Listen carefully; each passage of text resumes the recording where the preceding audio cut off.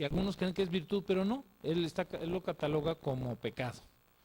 El afán de lucro, que se explica por sí mismo, y sin embargo, mucho de esta plática tiene que ver con eso.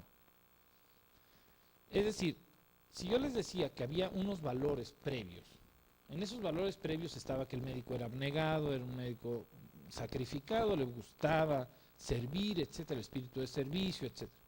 Pero también hay que recordar que antes la sociedad participaba de estos valores. Entonces, el médico no tenía tanto afán de lucro porque si bien a lo mejor no era el más remunerado de todos, la gente era muy agradecida y le pagaba bien. Desde el que no tenía mucho hasta que aquel que holgadamente le sobraban recursos. Pero si todos entramos ya a un nuevo mundo en donde todo el mundo quiere ser millonario, pues una de las formas para llegar a ser rico es no dar lo poco que yo tenga. Y entonces es una estira y afloja. No, pues entonces voy a cobrar un poco más porque ya no están pagando bien. Pero el otro entonces se va a buscar, aunque suene trillado, lo barato cuesta caro y entonces se buscan medicinas alternativas y cosas por el estilo. La desorientación es otro de los problemas, en que no orientamos bien a nuestros pacientes. La discriminación, en que le damos trato preferencial a algunos y a otros los vemos para abajo. No, pues yo le voy a la América y este es del Guadalajara, así que mejor no, etcétera. Es decir, los prejuicios y el barbarismo en el lenguaje. Este es un problema serio aquí en México. Todo el mundo está hablando con términos, con anglicismos y cosas por el estilo, sin estudiar bien el castellano, que además es una lengua preciosa, ¿sí? Pero algunos creen que con términos extractados de otras lenguas, no solo el inglés, por supuesto, predomina el inglés, pero no solo del inglés, se sienten como más felices, uno los ve. Ya, es mejor no decirles nada, ¿eh? La siguiente, por favor. Y contra eso, un poco humorístico, señala las 11 virtudes de los médicos, que es la claridad en el lenguaje, el cariño hacia los pacientes, tratarlos con buena educación, especializarse hasta el nivel que corresponda y con muy buen sistema de profundidad, pero que, repito, no falta la disciplina para eso, y amor a lo común, el sentido común, que es algo maravilloso, el menos común de los sentidos, por supuesto, la diligencia, hacer las cosas cuando se tienen que hacer, estudiar, un voto de pobreza, que nuevamente es el que vamos a ver si de veras se debe o no. La orientación, la equidad, es decir, tratar con justicia. Equidad es más que justicia, que les quede muy claro. La equidad es una virtud derivada de la justicia. La justicia es la voluntad libre y perpetua de dar a cada quien lo que le corresponde. Es decir, tratar igual a los iguales y desigual a los desiguales. Ustedes no pueden tratar igual en la consulta a un síndrome de Down que a un niño normal sin síndrome de Down. Ustedes no van a tratar igual a un sordomudo que a alguien que no es sordomudo. Cada uno va a tener su trato específico. Es decir, eso es ser justo. La equidad es ir un poco más allá de la justicia, es decir, ser más indulgente, ser más generoso. Y el uso correcto del lenguaje. La siguiente, por favor. Ahora, para mejorar esto, hay algunas propuestas infructuosas. Me pasas la siguiente, por favor. ¿Sí? De repente, en las clases de ética nos dan unos menús. Eso que pasó allí, ustedes espero que lo hayan entendido. Eso fue una cuestión de inseminación artificial. Y es nada más el mensaje subliminal de lo que vamos a ver. El aumento de horas curriculares. No, hay que hacer los mejores médicos. ¿Cómo le hacemos para ser los mejores? No, pues darles más clases de ética médica. Así como si dándoles más clases de ética médica fueran a ser buenos, ¿no? No, pues entonces los reclusorios deberíamos de tener muchos maestros de ética médica. Y a los narcos diario ética médica, 2 horas, órale. No de ética médica, pero sí de ética, ¿no? Y buenas costumbres, etc. Porque ya, como ya llevaron el curso de ética 1, Aquel que decapitó a los 5 allá en Uruapan ya no va a decapitar, o decapitará uno cuando mucho, ¿no? Porque ya llevó ética, el curso de ética, es bueno. Pues no, hombre, no. Pero sí tiene mucho que ver que en los planes y programas de muchas instituciones tenemos problemas. Las propuestas que han sido infructuosas fueron entonces aumentar las horas curriculares. Otra, mezclar ética médica y bioética, porque la bioética es otra cosa, no es ética médica. Luego, a los alumnos les dan lecturas parciales mal traducidas y mal adaptadas. Léanse, por favor, un fragmento de Kant. Y el muchacho pues, no sabe que Kant es uno de los autores más difíciles de leer.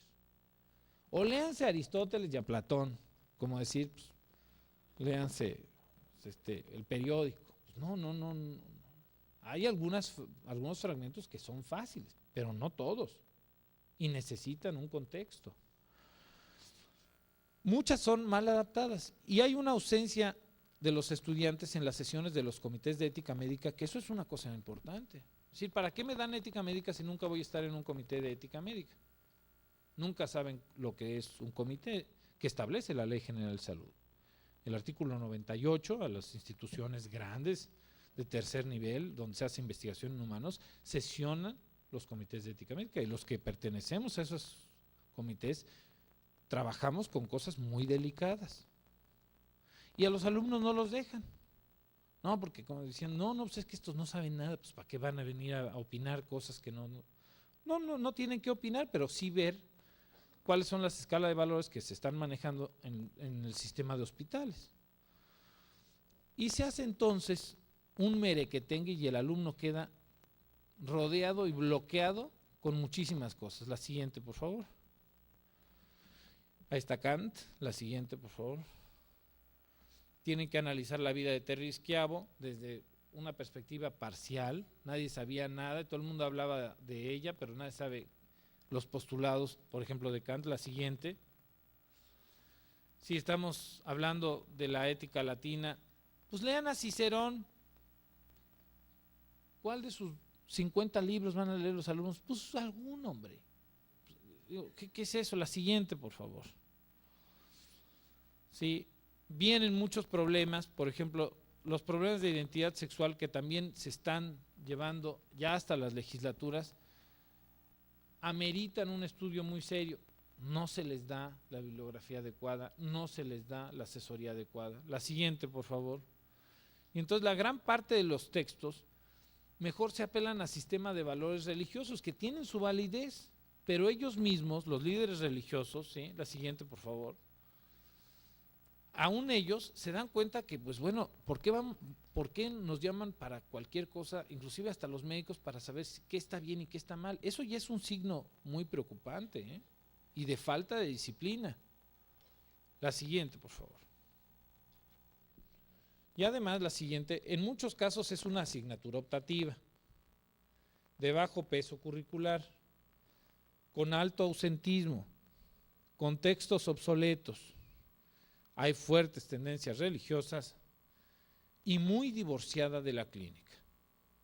Porque cuando uno toma un libro de ética, yo se los dije hace un año en Chihuahua, la ética médica aparentemente es muy aburrida, pero ya cuando la lee uno es aburridísima.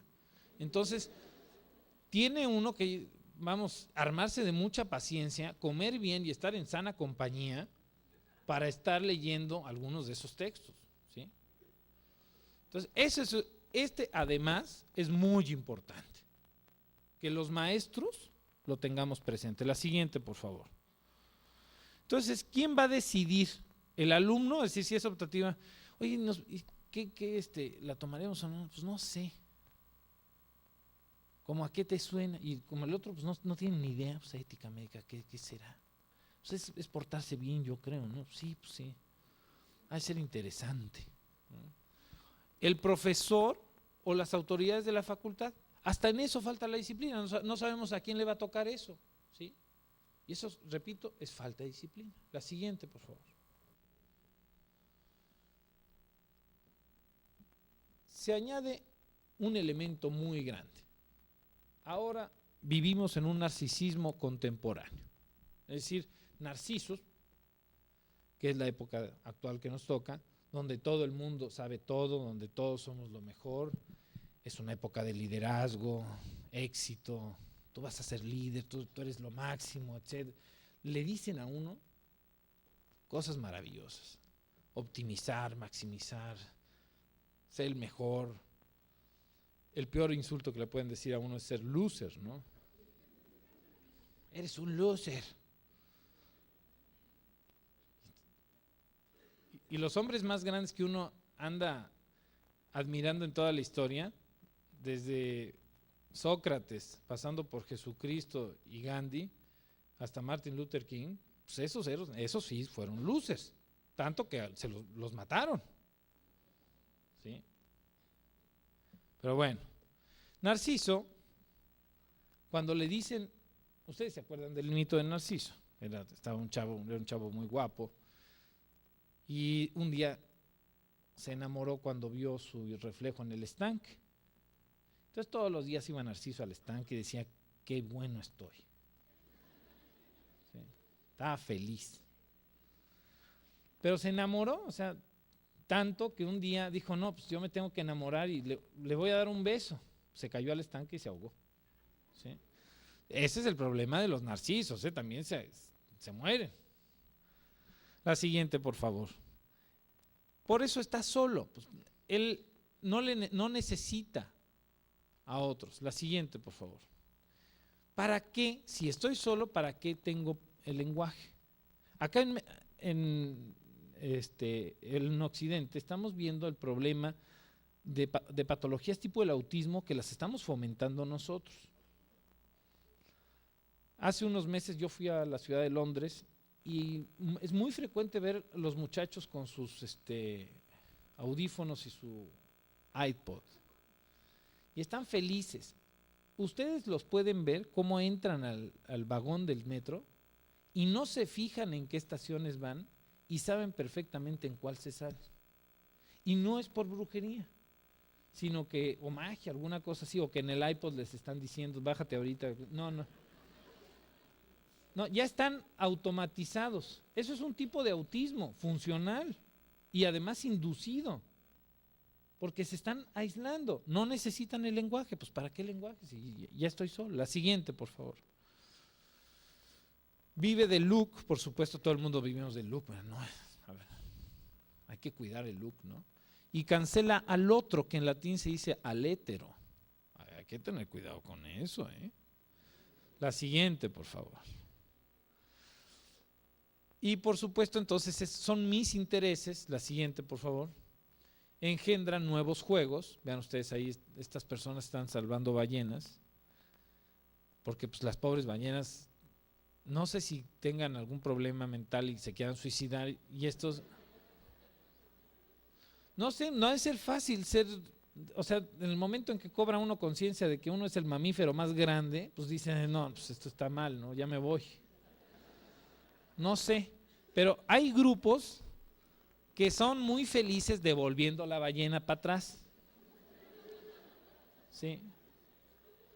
Y estos grupos se gastan un dineral, no crean que es gratis, o sea que ustedes toman un avión para las playas de México desde California o desde Alaska y les dicen al piloto, oye, no me cobres el viaje porque voy a salvar ballenas. No, pásale, pues por favor. No, pagan un buen, y pagan hospedaje, y pagan redes, y pagan todo. Es decir, se gastan una millonada en salvar ballenas. Y cuando uno les pregunta, pásame la siguiente, por favor. Porque dicen que son ecologistas, ¿no? El feminismo no tiene que ver con la imagen,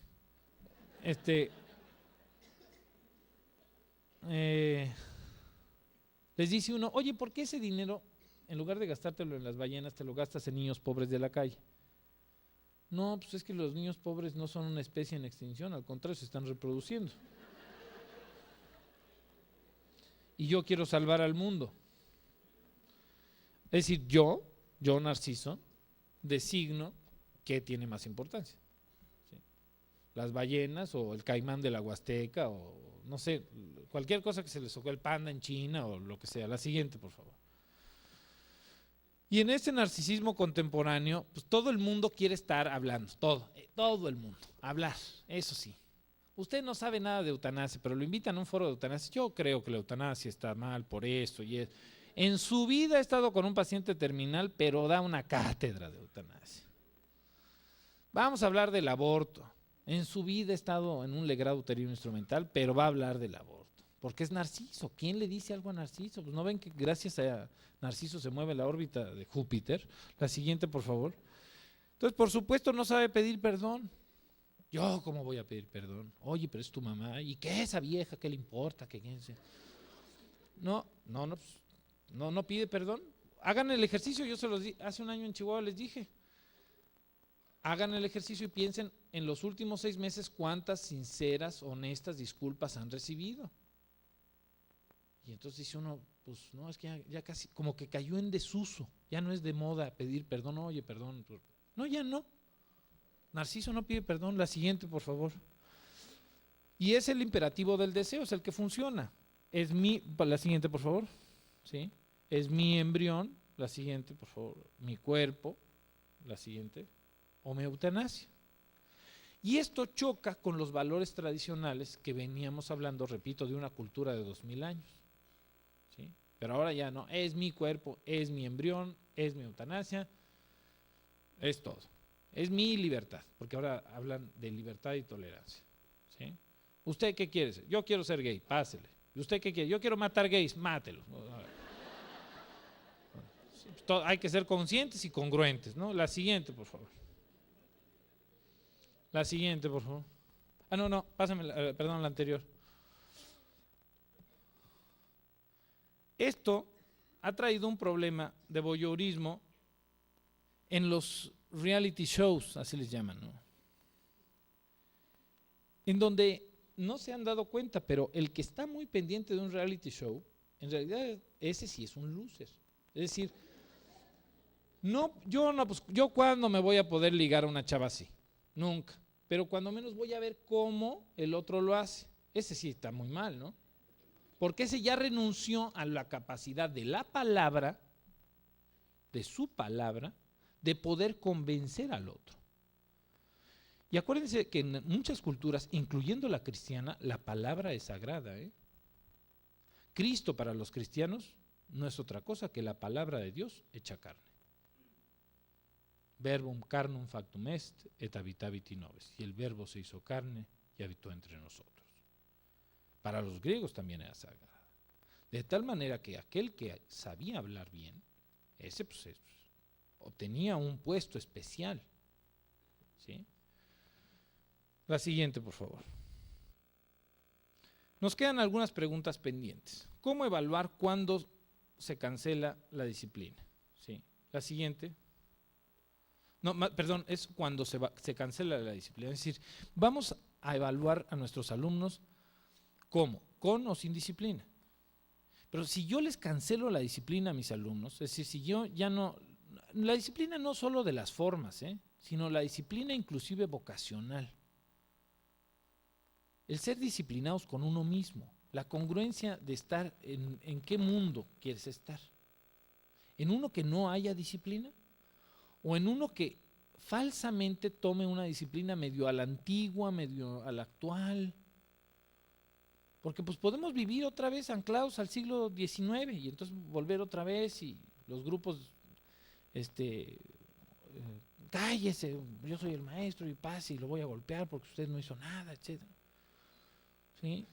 O al revés, la disciplina sádica de no, hay que tratarlo bien al alumno, etcétera. Lo voy a reprobar, por supuesto, al final del semestre, pero mientras le voy a decir que, pues, no, eres muy buena alumna, muchacha. Yo creo que sí tienes valores y vas a ser muy buena, etcétera. Y al final tienes 0, ¿no? ¿Por qué, maestro? Pues la verdad no tienes vocación. ¿Sí? Entonces, se va perdiendo la brújula allí. La siguiente. ¿Menos disciplina significa más libertad?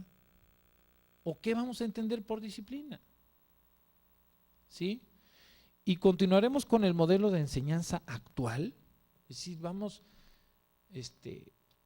a seguir con el modelo de enseñanza actual. Eso es una buena pregunta que se hacen los pedagogos y los encargados de estar analizando las cosas. Cada vez el currículum médico es mucho más rico. Cada vez se tienen más datos. Los datos que ustedes tienen a su alcance, pues no era lo que nosotros estudiamos. Es decir, por ejemplo, genómica. Hoy van a tener una cuestión de robótica. Son cosas que hace años no se tenían. Ustedes ya las tienen accesibles. Es decir, a lo mejor sí había, pero no era a nivel de docencia. Y cada vez hay mucho más datos y cada vez hay más información y les dan los mismos años de carrera. Entonces, exigiría otro tipo de disciplina o exigiría un cambio importante en la enseñanza de la medicina. La siguiente, por favor. Esto no cancela que nos movemos en un ambiente muy especial. La siguiente, por favor. Tenemos más de 100 millones de habitantes, 3% son universitarios, el 51% de nuestros ancianos no tienen seguridad social. La siguiente, por favor. Lo que les decía, hay 57 lenguas indígenas, hay más etnias, pero bueno. Hay menos librerías en todo el país que en la pura ciudad de Barcelona, es decir, no se lee. La siguiente, somos el penúltimo lugar en educación en la OCDE. ¿Sí? La siguiente, ¿y cuántos gozan de gastos médicos privados? ¿Estamos preparando médicos para esta realidad? ¿Lo estamos preparando? Esa es una buena pregunta. La siguiente, por favor. A ver, en conclusiones, la enseñanza de la medicina sin disciplina exige una revisión más lógica que ética. Es decir, si yo ya no les voy a pedir disciplina a los muchachos, porque algunos profesores dicen, no, es que ya no hay que darles disciplina, ya no hay que darles cuestiones humanísticas, ya no hay que darles ética, o al revés, no, les falta más ética, les falta más disciplina, les falta… Bueno, eso es más bien una cuestión de lógica, no de ética. ¿Qué quieres? Primero pregúntate, ¿qué quieres enseñar? ¿Cómo lo quieres enseñar? ¿Qué buscas transmitirles? La siguiente, se deberán revisar conceptos torales como autoridad, responsabilidad, vocación, la obediencia y el respeto. Porque a lo mejor estamos ya en una época en que ya no van a ser necesarios. ¿Quieres respeto? Págalo. ¿Sí? Ya no se necesita vocación, porque a lo mejor el nuevo médico lo que quiere no es un servicio a la comunidad, sino necesita hincharse de lana y por eso quiere hacer plástica, biología de la reproducción, lo que sea, etcétera. Quiere hacer una especialidad que le deje dinero, porque a lo mejor eso es lo que el nuevo imperativo, porque quiere ser feliz y él sí lo cree que la felicidad está en el dinero.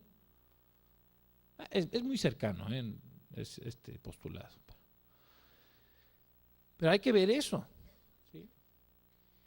El concepto de autoridad, porque la autoridad es la que debe de exigir la disciplina, pero la autoridad viene de augere, que significa robustecer, enaltecer, fortalecer. Ustedes lo van a notar. Aquel maestro, aquel compañero, ustedes mismos, cuando hacen crecer como persona a otro, ejercen ya cierta autoridad. Pero a lo mejor ya no es necesario eso, ya es un mundo en donde no se quiere autoridad. ¿Sí? Lo estamos viendo en Oaxaca, bueno, digo, en otras partes del mundo. ¿Sí? No hay autoridad. La siguiente, por favor. No podemos sustraernos a las nuevas influencias globales temerosas del imperativo ético clásico que están engendrando, ahí falla el do, porque es un gerundio, mayores sufrimientos y muerte. ¿Sí? En la paranoia de algunos países, estamos viendo cómo se están atacando otros países. Y diario hay escenas. Ya estamos cauterizados a decir, no, es que hoy murieron 95 en Bagdad. No, es que hoy 70 niños en Líbano. Hombre, es una tragedia. Pero como son tantos, se cauteriza, ¿sí? Pero es el nuevo orden mundial. ¿Lo queremos o no lo queremos? ¿Sí? La siguiente, por favor. Entonces, podemos seguir con el modelo clásico hipocrático del médico abnegado y serio. Este señor es Albert Schweitzer, premio Nobel de la Medicina, y uno de los mejores intérpretes de órgano clásico. Era el mejor intérprete de Bach en su época, él ya murió, y organizaba unos conciertos sensacionales en toda Europa, caros, porque con ese dinero se fue a África, Tanzania, y abrió 2 hospitales al servicio de los más menesterosos de Tanzania. Recibió obviamente el premio Nobel, miren ustedes. Entonces es el médico romántico, repito, todavía existe esa idea, sacrificado, un hombre serio. O bien, la siguiente, a lo mejor queremos esto. Este es el nuevo paradigma del médico, ¿sí? A los 40 ya buscando el Botox, pues, para verse bien, ¿no? Para funcionar bien. ¿Qué es lo que quieren? Porque además le estoy hablando a un público adulto, de más de 18 años la mayoría. Y si de veras quieren ejercer su autonomía, pues vamos a empezar a pensar en eso. Por su atención y por no solo atención, sino paciencia preprandial, muchas gracias.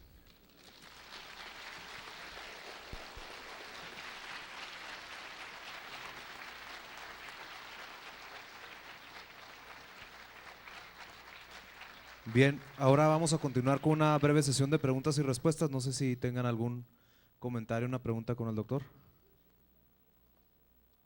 Yo creo que ya que se vayan a comer.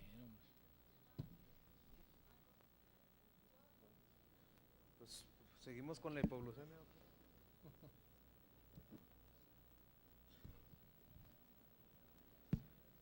Bien, la Universidad Autónoma de Ciudad Juárez, el Instituto de Ciencias Biomédicas, el programa de médico cirujano, otorga el presente reconocimiento al doctor José Yanina Cervantes por su participación como ponente en el 8º Congreso Médico Estudiantil con el tema Ética Médica sin Disciplina, NIPTAC o la superación de Hipócrates.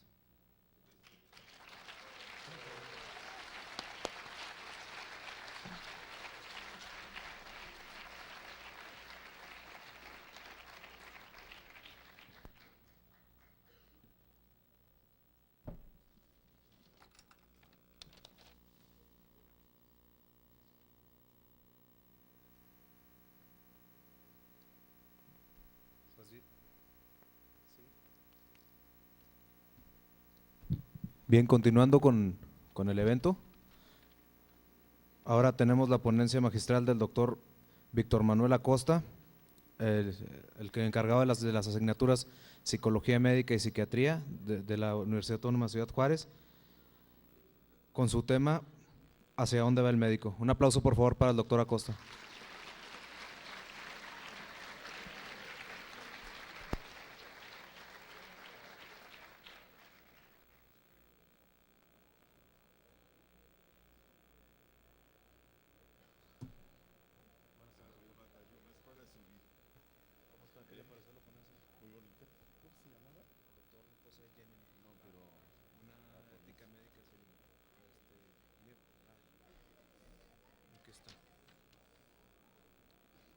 Ética médica sin disciplina, NIPTAC o la superación de Hipócrates.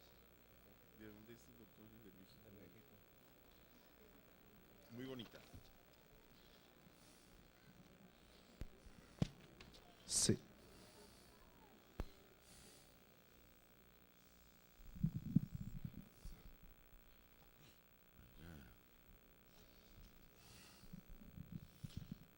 Buenas tardes, tengan todos ustedes. Gracias a los alumnos de medicina por esta oportunidad de compartir ideas que no son mías, porque no soy nada original, no hay nada nuevo en el mundo, pero yo creo que estamos en un momento en que tenemos que repensar la medicina. Porque la medicina es la más científica de las artes, la más artística de las humanidades, la más humanista de las ciencias. Qué difícil comprometernos con una profesión que no nada más nos pide saber la teoría y la práctica médica, sino que esto lo convirtamos en un arte. Es fácil tomar el barro y hacer un jarro. Lo difícil es que ese jarro se convierta en un objeto de arte.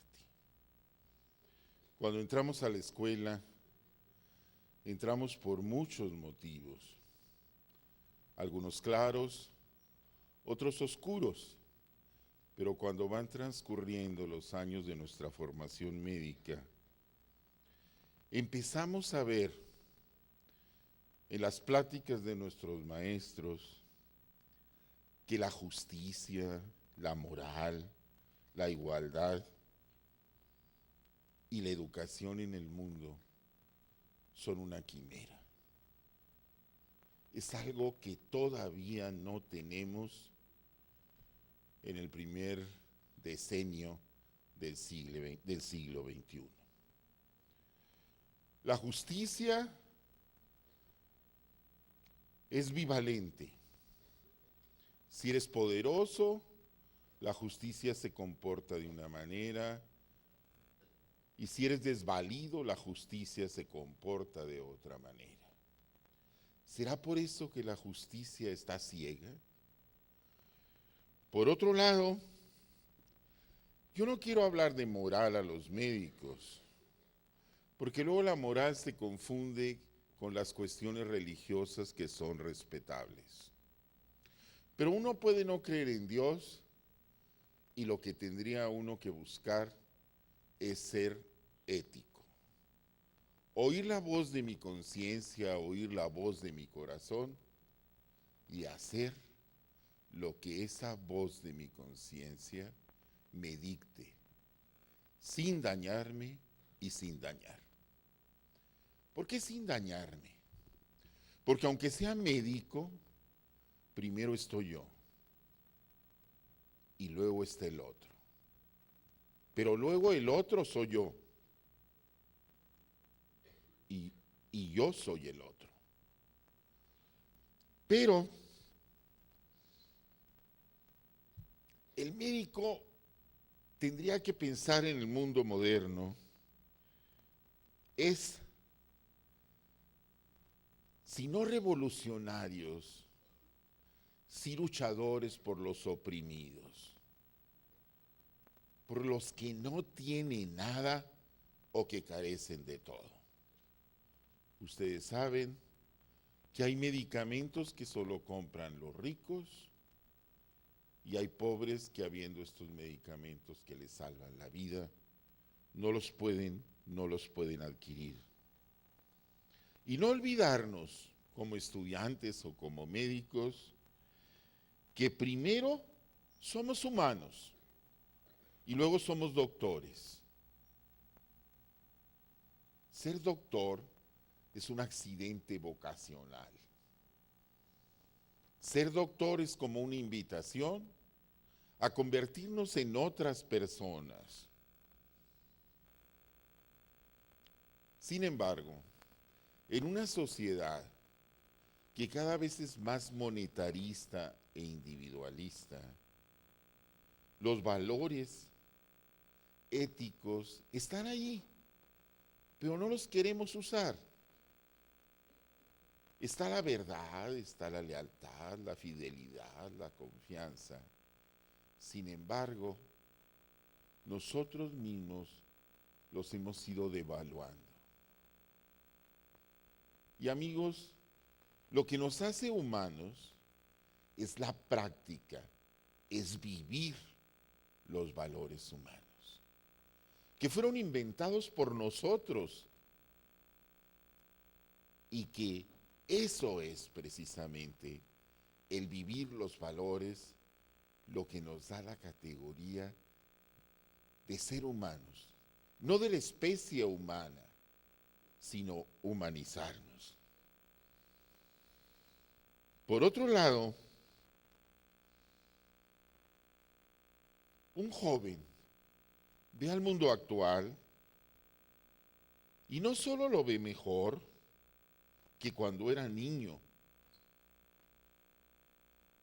sino lo ve 1000 veces peor. ¿Por qué? Porque tu almita de niño, todo era como color de rosa, pero ahora tu alma de muchacho joven, que te permite usar la lógica y todas las herramientas de tu inteligencia que están a tu disposición, aprendes a distinguir entre lo que es bueno para el hombre y lo que es malo para el hombre. Pero no singularizo, es todo el hombre, no es un hombre.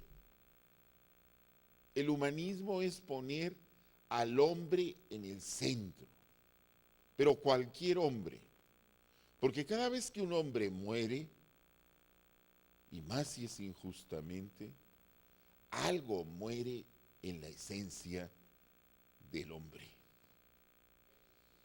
Por otro lado, vivimos pues en el mundo de la tecnología. Ustedes nacieron con los ordenadores, con las comunicaciones, con la velocidad, con el confort.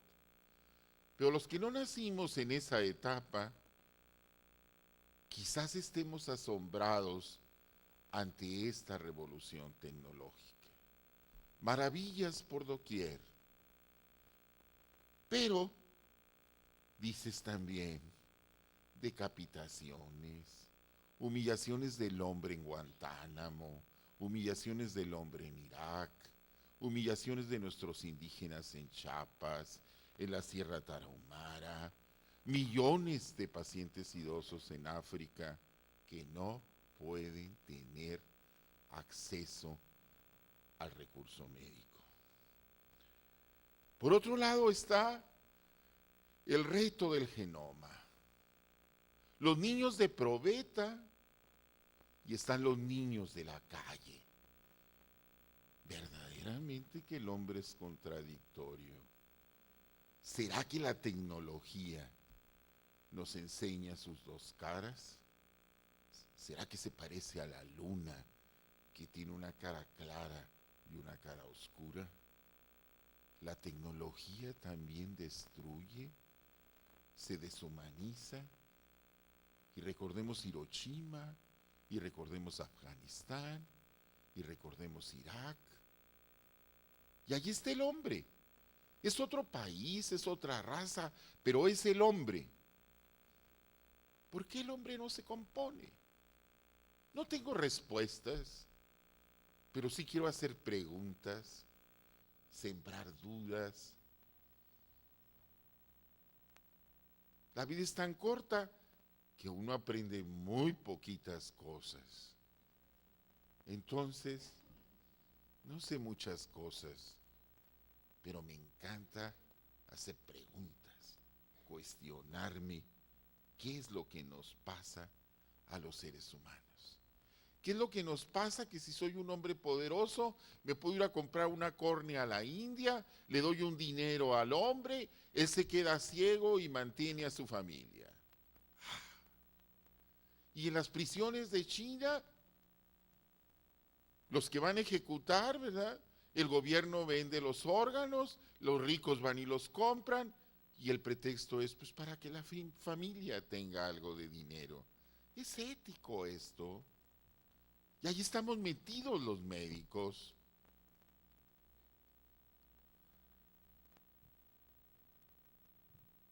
Hay un autor ruso, viejo, mucho más viejo que yo, Dostoyevsky, que Los Hermanos Karamazov dice: todos somos responsables de todos y de todo, y yo más que los otros.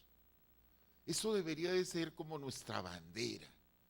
Yo soy responsable del otro y de todos, pero yo soy más responsable. O el primo no nocere que nos enseñan en historia de la medicina. Primero no dañar.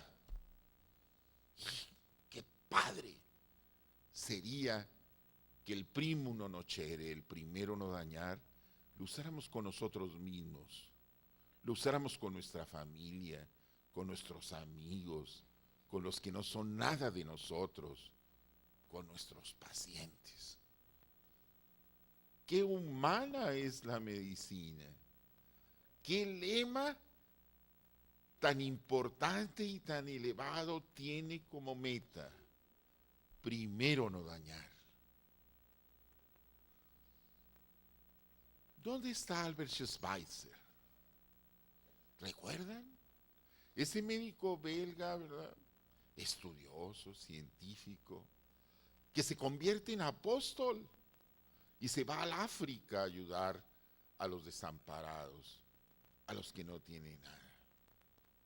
Sin embargo, así como hay Albert Schweitzer, hay cosas terribles, pero también están Médicos Sin Fronteras. Y dices tú, los médicos podemos salvarnos, porque Médicos Sin Fronteras es una asociación de médicos que están pendientes de los que nada tienen, de los que no tienen voz.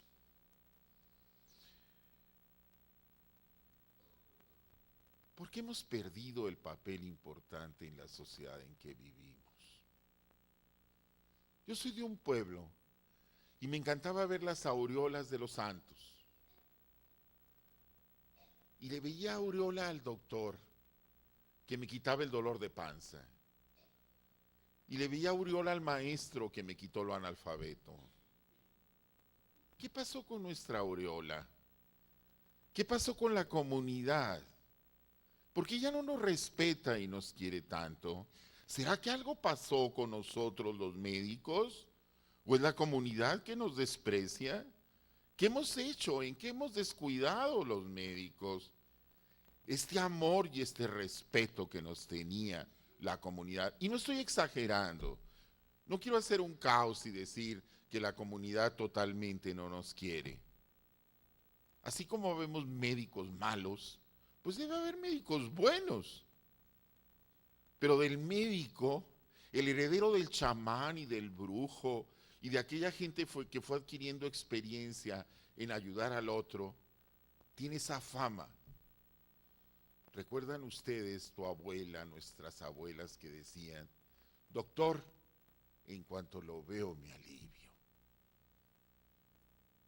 Es esa fuerza que tenemos o que teníamos los médicos, que no era de nosotros. Nos la habían heredado nuestros ancestros que trabajaban en la medicina. Los médicos de la Edad Media, la Edad Oscura, la Edad Tonta, la Edad que no dio nada a la humanidad, estaban organizados en gremios. Y cuando un médico fallecía, los otros médicos se hacían cargo de la viuda y del hijo mayor y le enseñaban el oficio. Qué atrasados en la Edad Media. Que yo sepa, nosotros en México no tenemos una unión nacional de médicos que nos defendamos, que nos den el lugar que nos merecemos. ¿O ya no nos lo merecemos? Esa es la pregunta. Porque yo entiendo, el tiempo vuela. Olvidamos las visitas domiciliarias. Y cuando hacíamos visitas domiciliarias, los antiguos, pues veíamos la casa donde vivía, veíamos a la familia del enfermo y aprendíamos multitud de cosas con ellos. Nos hacíamos un poco amigos y hasta nos tomábamos un café y un pan a la hora de la cena. Ahora los médicos estamos muy ocupados. No tenemos esa oportunidad de dar más tiempo.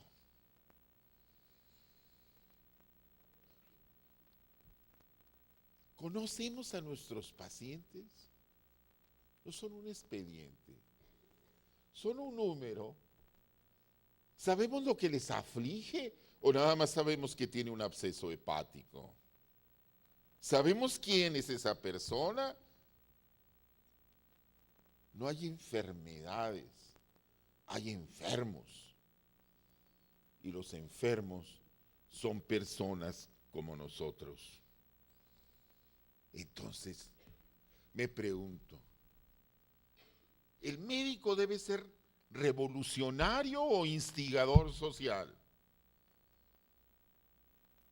¿O los médicos deben portar el estandarte, la bandera que represente la justicia y la moral?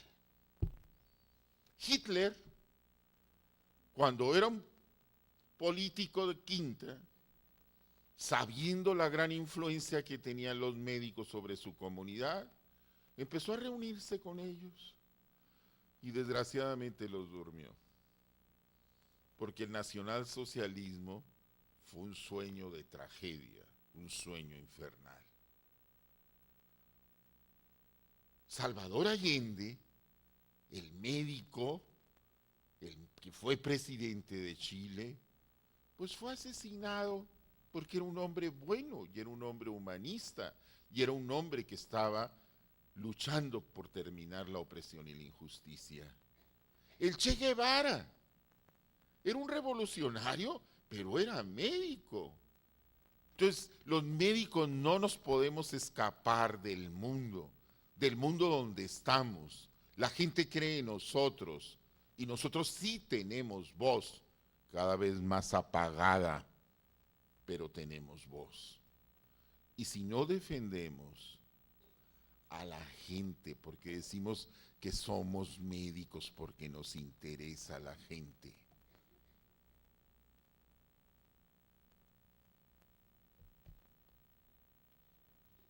hay una obra de teatro de Ibsen, El enemigo del pueblo, donde el personaje central es un doctor Stockman. Este pobre termina en la cárcel porque descubre todas las chapucerías y bribonadas que hacían las autoridades del pueblo.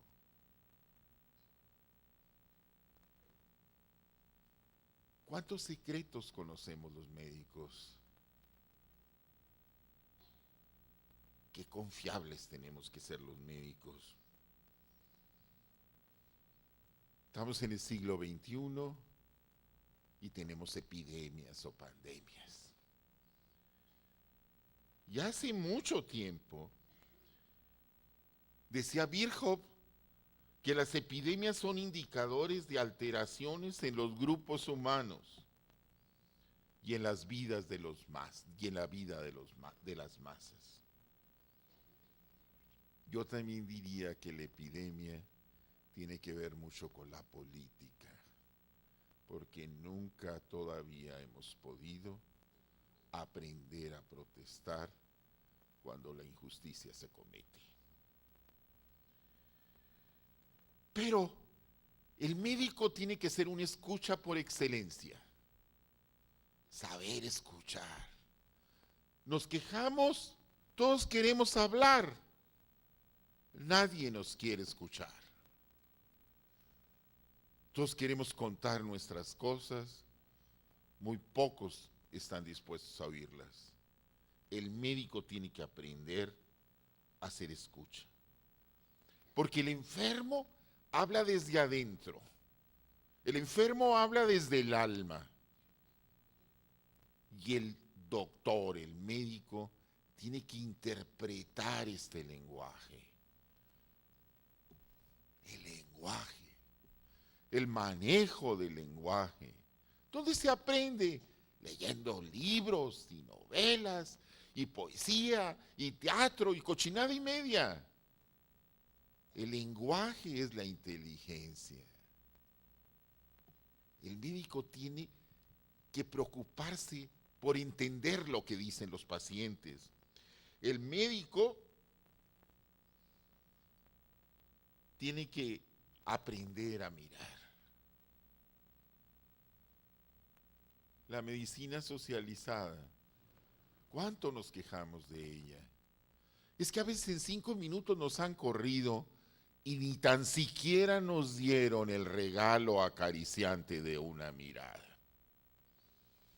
Entonces el médico debe ser escucha, el médico debe saber mirar cómo viene este paciente, contento, triste, con dolor, enojado, angustiado.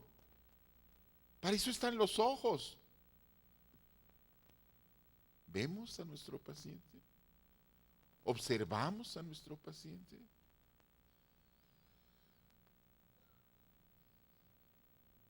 Y la palpación. ¿Para qué palpamos?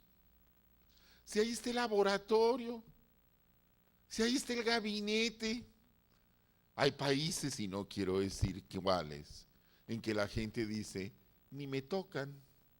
Quien me toca es la enfermera especializada.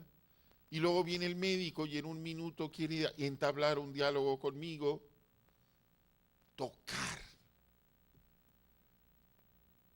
Otra caricia terapéutica. Fíjate bien, caricia terapéutica. Porque no nada más tocas a tu enfermo. Pero a este enfermo, ¿desde cuándo no lo habrán tocado una mano amiga? Y la mano del médico tiene que ser una mano amiga. Y no es nada más para acariciar. Cuando no había estetoscopio, el médico pegaba la oreja en la barriga, en la espalda, ¿verdad? Ponía su cara. Y estamos tratando de abandonar. No estoy peleado con la tecnología. Lo que pasa es que nos vamos a los extremos. Allí está la clínica, allí está lo que puedo hacer con tus sentidos, porque eres médico, y allí está el hermoso recurso de la tecnología, el hermoso recurso del laboratorio y del gabinete. Y la muerte. La muerte. Se está muriendo el paciente y lo único que hacemos es correr. A traer el resucitador, a traer no sé qué, a sonar timbres. Y al muerto, o al que se está muriendo, somos incapaces de tomarle la mano y no decirle nada. Estar ahí. ¿Por qué? ¿Tenemos miedo a la muerte? ¿O nos hiere nuestra vanidad y nuestro narcisismo de ver cómo nuestros pacientes se mueren? Y estamos enfermos queriendo ser dioses y queremos terminar con la muerte. Si terminamos con la muerte, terminamos con la vida. Sin muerte no hay vida, sin vida no hay muerte. ¿Qué soledad la del enfermo terminal? Ya no se muere en su casa, con su esposo, con su esposa, con sus seres queridos.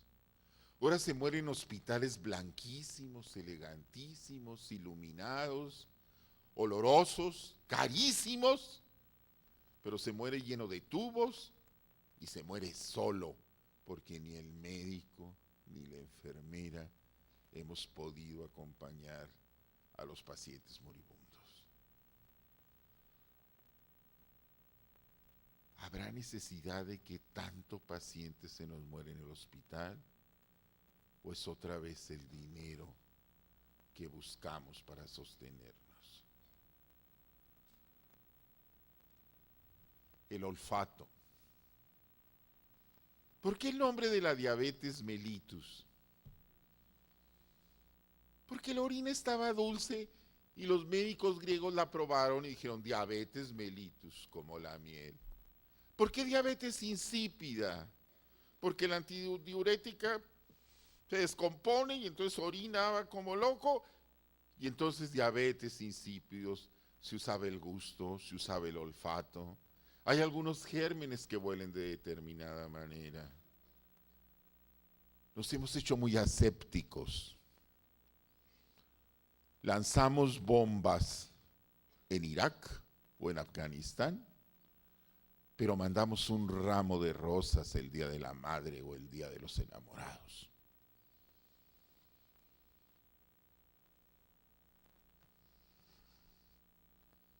El paciente necesita un doctor que sea un lector cuidadoso de la enfermedad y buen crítico de la medicina, que sea no solo talentoso, sino un poco filósofo, que sea capaz de ir más allá de la ciencia y llegar a la persona, que imagine la soledad del críticamente enfermo.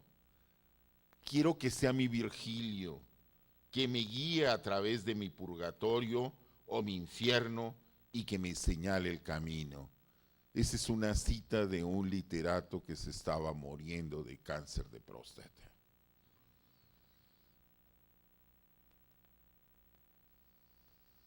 ¿Por qué estudiamos medicina?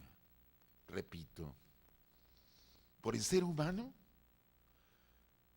¡Qué bonito! Nos interesan nuestros congéneres, reconocemos que pertenecemos al gremio. ¡Qué loable!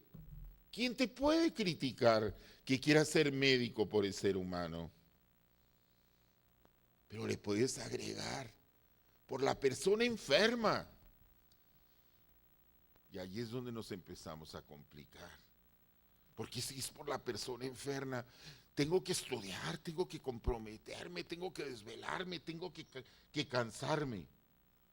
Por la enfermedad, ¿cómo aprendo con la enfermedad? Porque estudio, porque puedo ser maestro, porque soy clínico, porque doy asistencia social a los que no tienen, porque investigo. ¿Cuántos motivos para estudiar medicina? Y esos motivos son claros. Indaguemos nosotros mismos nuestros motivos oscuros. ¿Por qué queremos ser médicos? Todos tenemos motivos oscuros, como la luna que les dije antes.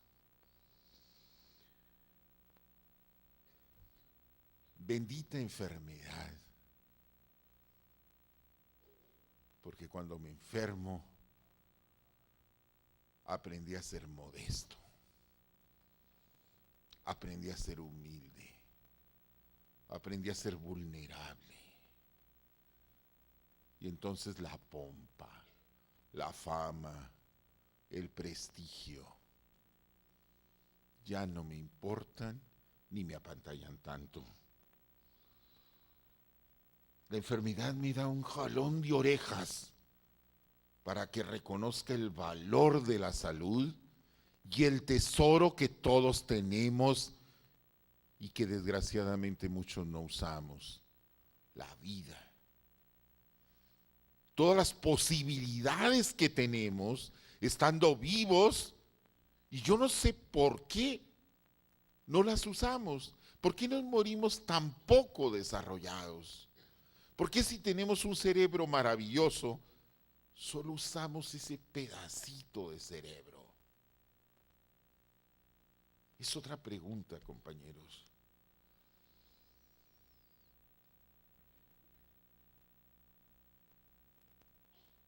La medicina no la puedo sacar de la vida. La medicina es la que está más involucrada con el ser humano, porque está desde el nacimiento hasta la muerte. Ahí está la figura del médico. Y sin embargo, también llevamos un equipaje, también llevamos un beliz, una maleta, los que nos atrevemos, locamente digo yo, pero románticamente, porque para ser médico hay que ser romántico, medio cursilón. Y ese equipaje que tenemos que llevar es incertidumbre. ¿Qué tan buen médico voy a ser? ¿Se irá a aliviar mi paciente? Por otro lado, la confidencialidad de todo lo que oímos. Cómo somos cómplices en nuestros pacientes. Cómo ellos nos tienen una confianza ilimitada y nosotros no podemos traicionarlos.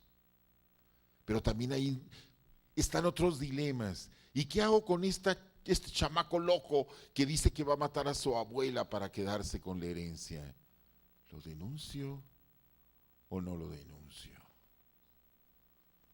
La confidencialidad es un equipaje que pesa. La incertidumbre, la confidencialidad, el secreto que le tengo que guardar a mi paciente. Por otro lado,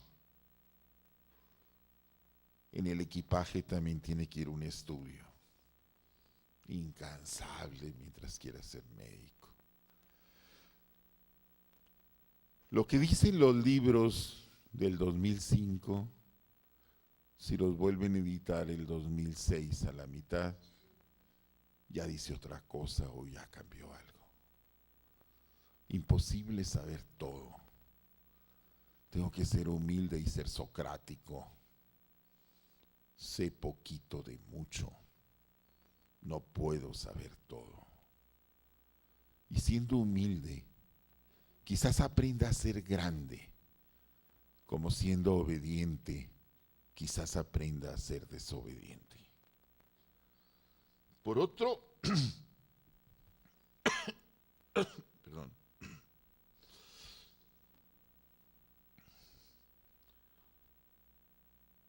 Pero, ¿qué es lo que más tengo que llevar?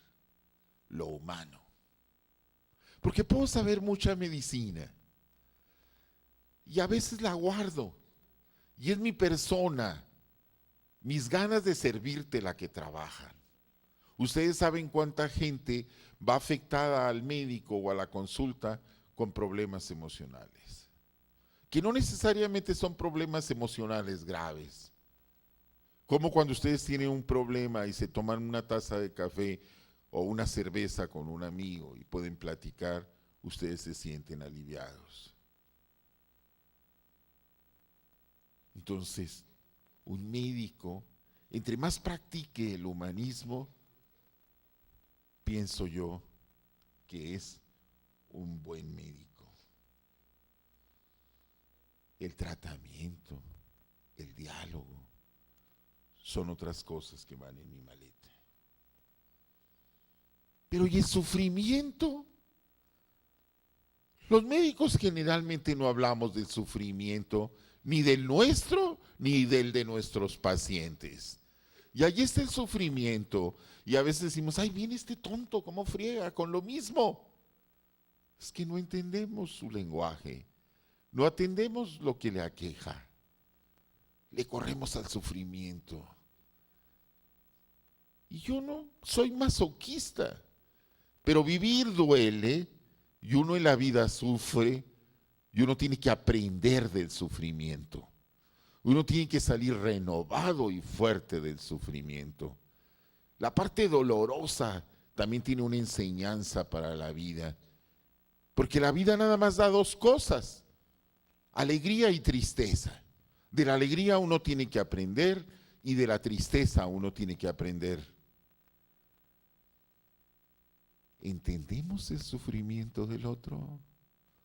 ¿Somos sensibles al sufrimiento del otro o somos hipersensibles e histéricos con el sufrimiento del otro? ¿Valoramos el sufrimiento?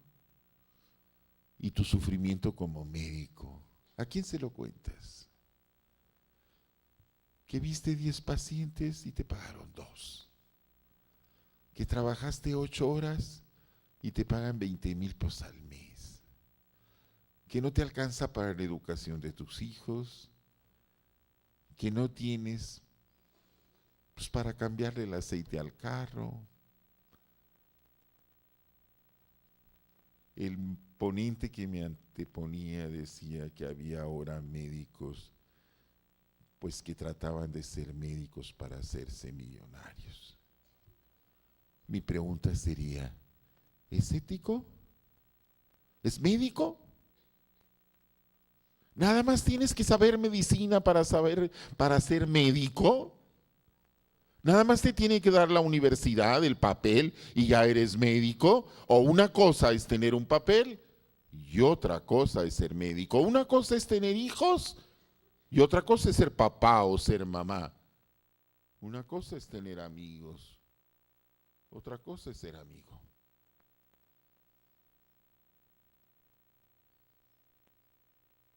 No estoy en contra de que les vaya bien económicamente, para nada. Pero verdaderamente fantasean que se van a hacer ricos con la medicina. De los 100 o 200 chamacos que están aquí, ¿qué porcentaje irá a ser rico? El trabajo honesto nunca hace ricos a las personas. Un hombre es muy rico porque es muy pillo. Pero un médico muy rico, aquí me acuerdo de Salk. ¿Se acuerdan de Salk? ¿Tienen amigos con polio? ¿Verdad que ya no? ¿Tienen algún amigo con polio? Bueno, pues Salk le dijeron, oiga, ¿y de quién es la patente de su vacuna contra la polio? Y le contesta Salk, pues de la gente. ¿Acaso puedo patentar el sol? Salk. Qué hombre, qué médico tan maravilloso.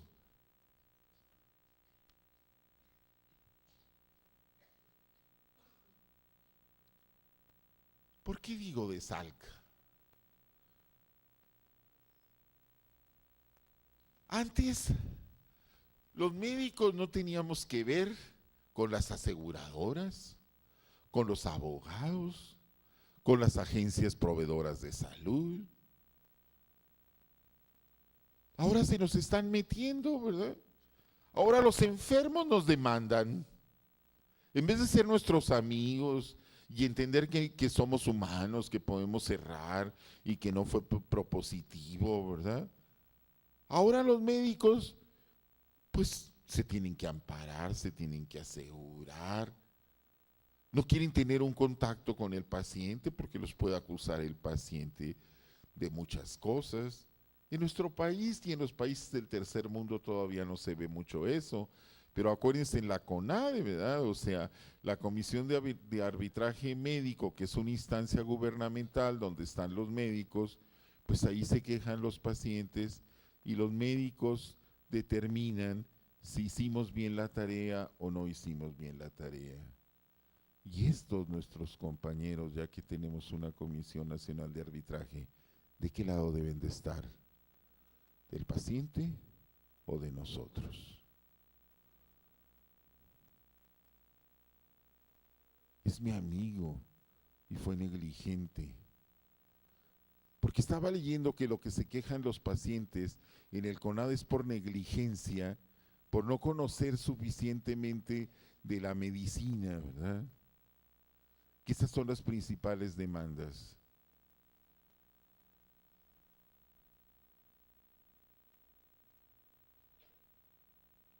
Pobrecitos médicos investigadores.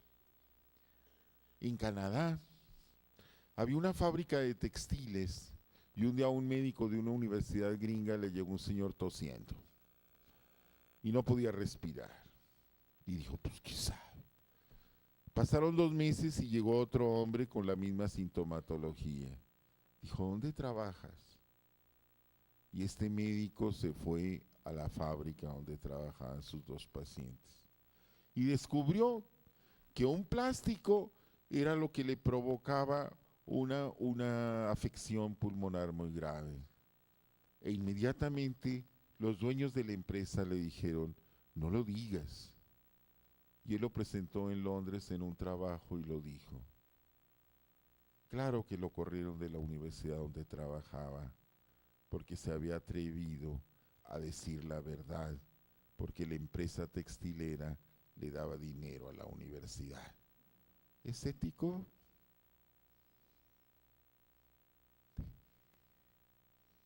Cuando uno va creciendo, cuando tengan 30 años, se van a dar cuenta que en el trabajo mucha gente progresa gracias a que es un hábil para meter zancadillas. No crean que siempre es por los méritos propios del saber personal.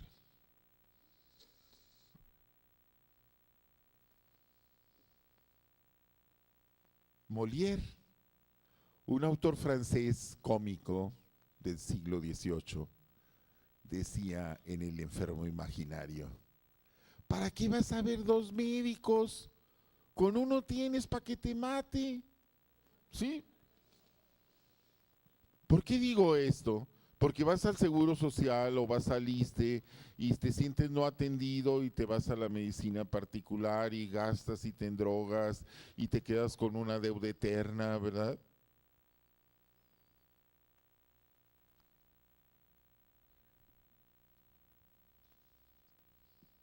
La bioética. ¿Esa será la moral que nos acompaña este siglo? La bioética determinará cuántos años voy a vivir siendo viejo. La bioética legislará qué van a hacer con tanto viejo. ¿Al basurero los viejos? Resulta que a esta sociedad el tabú ya no es el sexo. El tabú es volverte viejo y morirte. Entonces, ¿quieres chiches para arriba? Te las ponen de jovencita. ¿Eh? ¿No quieres arrugas? Te dejan lisita. ¿Por qué? Porque la gente no quiere envejecer, pero la gente no quiere morirse. Son los dos tabúes del hombre moderno. Es como jugar a ser dioses.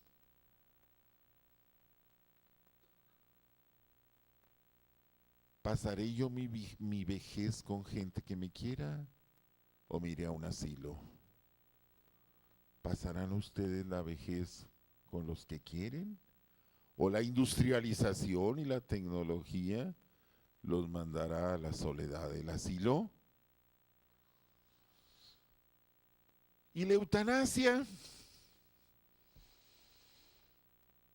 Me acuerdo de un hombre, creo que se apellidaba Linares, que su hijito nació con malformaciones congénitas y lo reanimaron y quedó en estado vegetativo. Y él fue a todos lados para decir que lo desconectaran, que no le hiciera nada, que se muriera. Y nadie le hizo caso. Y un día el señor Linares entró al hospital, agarró a su hijo, lo desconectó y lo tuvo en los brazos hasta que se muriera. ¿Era ético? ¿O no es ético?